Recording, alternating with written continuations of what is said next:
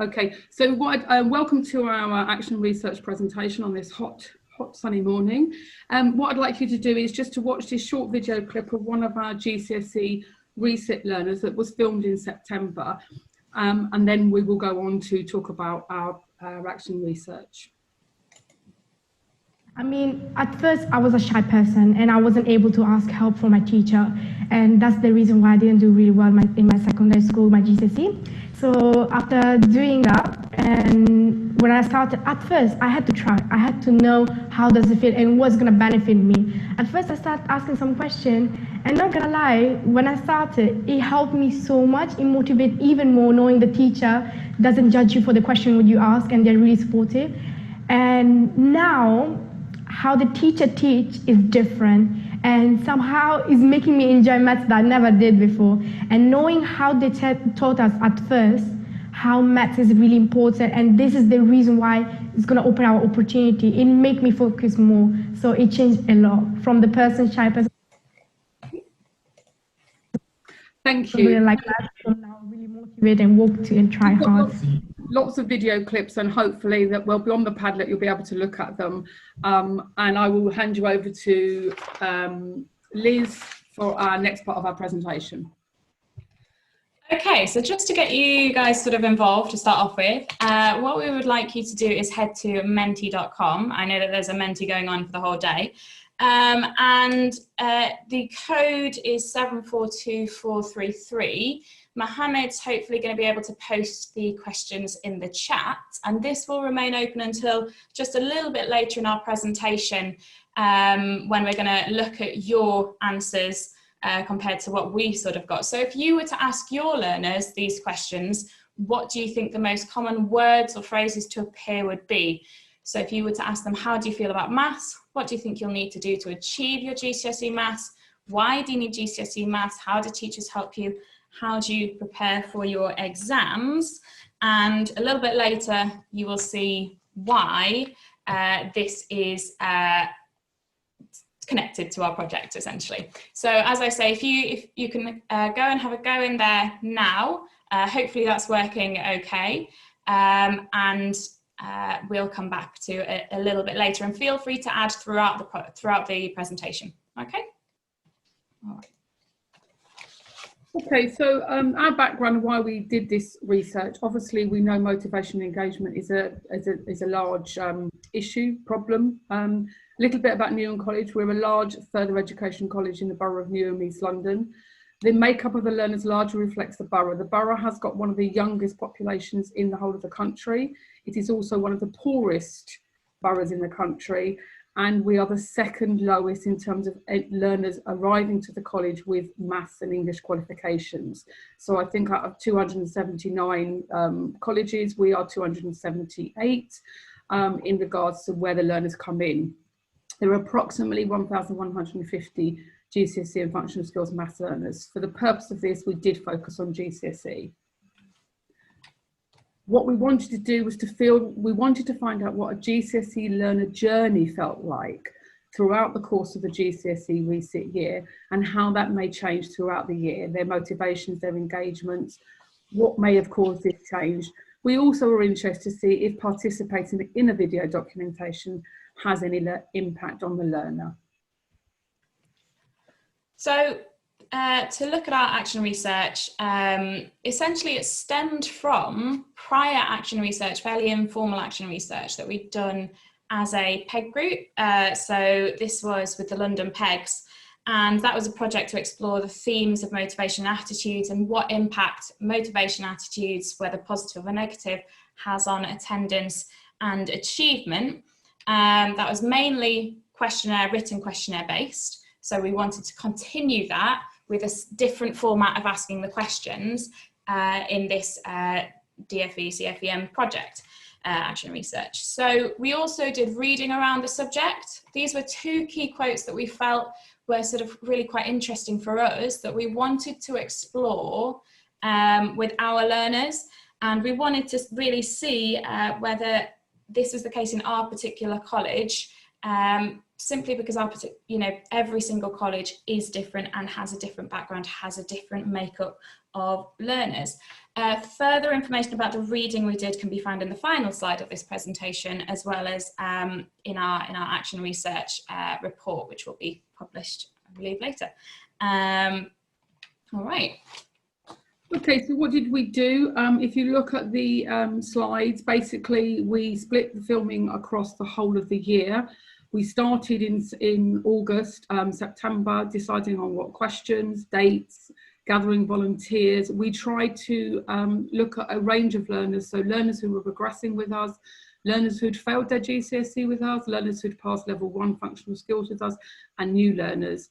We plan to have videos from enrolment day to September to November. April we did it in February, we managed to carry out all of those. April was unfortunately cancelled, but we have just managed to do a virtual video session via Zoom, which was very successful. And we've also got one planned for August, assuming the students still want to speak to us after we've predicted their grades. From those, we then watched the videos, and we will talk later on about how we coded them and analysed them. And also at the end of the project, we did also do a post-intervention participant questionnaire. Obviously, we're continuing on with the videoing, but for the purposes of this, we wanted to see really how they felt about it. We're just going to show you now, really the best way to describe the video setup that we had is to actually show you it. So we're going to show you a clip of a learner from the 3 different filming dates. The types of questions we used had a base of questions that we used throughout the year, which was similar to ones that you got on the Menti or on the slide earlier that you're answering on the Menti. But obviously there were a lot more questions, and there was questions about prior and in-year experience, learner feelings and aspirations, mock exams, engagement with the course, factors for motivation, whether positive or negative. We also tried to ensure that we had as neutral environment as possible. So we didn't interview students ourselves. We used interviewers from the marketing department. We had quiet classrooms or quiet spaces, and we also allowed students, if they wanted to interview together. So that gave them the chance to feel a little bit more confident, particularly for the first session. So this clip is really worth a good listen. The sound quality is a little bit poor, but the learner, for us, we felt that the learner felt some really interesting things. Hopefully it will play right. That's the most annoying thing. You do the maths, after finishing it, you don't apply to anything else. Okay. You just even your bills. No, nothing. Nothing, no salary. No. When you're shopping. Okay, yeah, okay, that makes sense. But normally you don't use maths all the time. And when you use maths, you don't use the Pythagoras theorem. You use adding, subtraction, dividing, multiplication. That's what mostly people use. Yeah. So for you, the objective is get a good grade in GCSE maths. And forget about it. Forget about it, but excel in IT. Yeah, in IT. Yeah. So that was quite.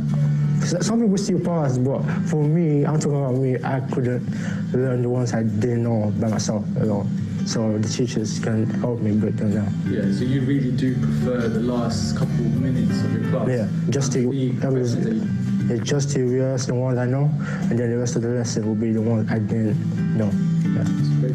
That's really good. Yeah. So then, have your feelings towards maths changed since you started? No, it hasn't really changed. I just want to pass and leave the subject alone. Yeah, I don't want to hear about it anymore. Yeah. I'm really fed up. Yeah. With maths. You still want to sort of achieve a pass because it might help you in your future goals. Or... Yeah, because I was doing the apprenticeship. I'm doing the apprenticeship, but for me to go into that world, I need maths to go into it. Yeah. So I just want to pass the maths and go into the IT world without thinking of maths anymore. Okay. Last time you didn't say that. Yeah, I didn't say that part. So what changed? What made you suddenly start doing that? Yeah, because I realized usually I sit on the bus and just listen to music, and I could use that time to do maths. You're not doing anything? Yeah, I wasn't doing anything at the time, so I just thought it would be wise enough to start watching it on the bus. And do you feel that's enough time for your revision? No, that's not enough time. I do it at home as well. I'm just saying when I'm outside, instead of me wasting time, I could just watch like 5 minutes of it and then switch off. And do you feel that's helping? Yeah, that helps, especially when I've, like, for example, let's say I do a topic at home and I leave the house, I would just revise remember what I've revised at home just while I'm walking and stuff like that. Okay. So it's really interesting that when we interviewed this learner on Monday, I just want to add this, he said to us that actually reflecting during the videos helped him remember where he was at with his stage in maths. So obviously that's post the end of the action research and post our analysis, but on Monday he really sort of talked about it a little bit more. And after lockdown in sort of March onwards, he really engaged a lot with his GCSE maths work. So it's just quite an interesting to see a learner who really does not like maths, but who starts to appreciate it more and more throughout the year for his future options and future career. Okay, so I hope you can recognise that both of those learners that we've seen, we've got both ends of the spectrum with those learners. So in order to collect and analyse our data, what we did is we watched the videos, each of us watched the videos independently, and we coded them in regards to motivation, relevance of maths and engagement. And then we produced some subcodes in order that we could analyse each of the videos. And we came up with, in the end, we had 6 learners who were our case study learners who had participated in at least 3 of the video sessions. So we watched those case studies back, and it took us a long time, and it was something that was new to us, but we found some really interesting data from those videos, and we've also tried to capture that data by putting together some video clips that we're going to use for in-classroom use, CPD. We've used it at the AOC conference and things like that. All right, so this is another way that we analysed our data. So what we did is we took essentially all of the key quotes that we put in our subcode documents into a word cloud generator. And this is what they look like from the different years. Now, hopefully I'm going to be able to switch and go over to the one that you've just been doing. So if I refresh this, oh wow, okay, yeah. Let's just, hopefully it'll work. There we go. Okay, so we can see ones from yours. We've got that you're saying that students would say, work hard, anxious, boring, practice, don't need it. And I think for us, this was definitely sort of the bigger ones that we saw at the beginning. And then as we went through, it sort of changed. So I'll just take you through a couple of those changes. So that's what you looked at. And we will send this, or we'll try and send this a little bit later. So these are the ones that we had. And as you can see, we've got the words teacher and maths remaining dominant throughout. So they really link it to their teacher, their motivation. We also see their progression in terms of their mindset of education. So we've got school in the first one, but we lose that by the time you get to February. The words understand, better, confident, motivated became more noticeable in the second and third word clouds, as well as exam, grade, revise, mock and maths watch. So that just sort of shows their change towards feeling a bit more confident, but also their ability to reflect more deeply on the tools that they're using in class, and reflect more deeply on their own learning as well, which we link to their further motivation and engagement. So we do need to remember, though, that this was a framework of questions that we asked. So it will be somewhat guided, but we did also allow the students the time to just discuss themselves. And just to sort of mention, it was about 10 or 15 minutes each filming session for each learner. So it was quite a large quantity of qualitative data. We also just wanted you to consider, and maybe we can talk about this later, how does this compare to your Menti word cloud or your ideas or opinions? Are there any surprises, any changes that you noticed that we haven't noticed? Because that would be really interesting, and perhaps you could respond in chat or later in the discussions. So our key findings We had 66% learners, and these were from the questionnaires and from the videos and from teacher evaluations. 66% of students showed more engagement in areas such as their focus, confidence, independence, taking ownership, particularly by having the confidence to ask teachers more questions. So videoing gave them that confidence. All learners were able to reflect more as the videos progressed. They said this as well themselves. 83% of learners mentioned that they felt more confident as the videos went on. As the videos progressed, most learners were more vocal in saying what they planned to do in order to progress. So they became much more clear and able to reflect about what they needed to do throughout the course and and how their learning applied, particularly to their work experience. Learners were motivated by good teachers. That was really, really clear to see, particularly motivational teacher to their own motivational levels. And then other factors were prospect of pleasing families and friends, going on to higher level courses, university, apprentices and jobs. So it's really a wide range of factors that contribute to learners' motivation and engagement, and vary very much by different students. So this is our final slide, and just before we go on to the conclusions, we did just want to mention some of the limitations that we found, because we thought that might be useful for you. We had a very small group of learners that we were looking at, and it was a very small percentage of the total number of learners we have studying GCSE in the college. This is mainly due to logistics and the fact that we had a wider range of volunteers, but it had to limit down due to availability, absence, where the learners were working on those days. It was on a voluntary basis, but we did try to have a cross-section of our learners regarding age, gender, ethnicity, and previous educational experience, whether they were coming from functional skills or got a GCSE grade 3.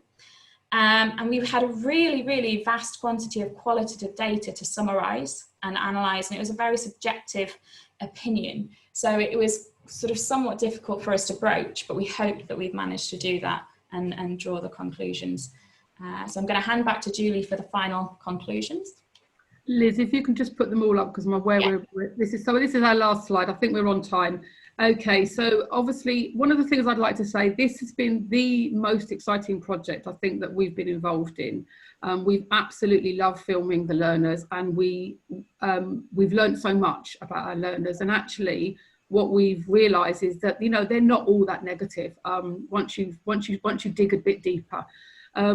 What we found obviously was they had given them an opportunity to reflect on their own maths was a really good opportunity, and what factors influenced them. The learners did become more confident and less anxious. Obviously, the more their engagement with the teaching and learning increased. Learners developed active learning skills and became more engaged with their GCSE. So they were able to talk about what they needed to do. So that independent learning increased autonomy and goal setting. And overall, there was a really positive impact from the video documentaries. As I say, we are going to do this again, film the learners again in August. We are really, really delighted to say that of the 15 learners we started with, we've managed to engage, I think, 12 learners across the whole project.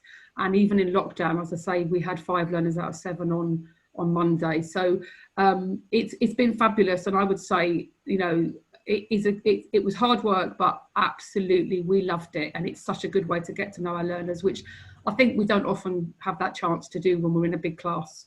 So thank you for listening. Yeah, and then just the very final slide is just, as I said, the references, and you can also see the notes in the presentation. So thank you.